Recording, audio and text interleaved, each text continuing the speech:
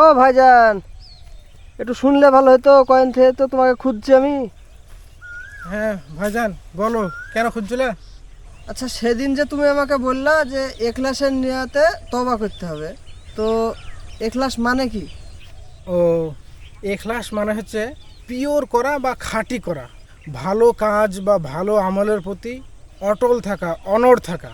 কোনো উপায়ে কেউ তোমাকে ভালো কাজ বা ভালো আমল বা ভালো নিয়াত থেকে পিছু হটাতে পারবে না। এটার নাম হচ্ছে এখলাস। সমস্ত ভালো কাজ, ভালো উদ্দেশ্য, ভালো আমল, ভালো নিয়াত সমস্ত কিছুই হবে আল্লাহর উদ্দেশ্যে। মানুষ দেখানো কোনো কাজ করা যাবে না, যে এই সমস্ত ভালো কাজ করছি বা ভালো নিয়াত করছি বা ভালো কোনো আমল করছি, সেটা মানুষে দেখে বাহবা দিবে, তাহলে সেটা ইখলাসের নিয়াত হবে না বা তাতে কোনো নেকি পাওয়া যাবে না, বরঞ্চ তাতে গুনাহ হবে।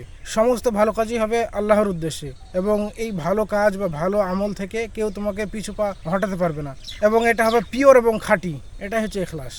ও, তাহলে ভাই, আল্লাহকে খুশি করার জন্যই সমস্ত ভালো কাজ করব।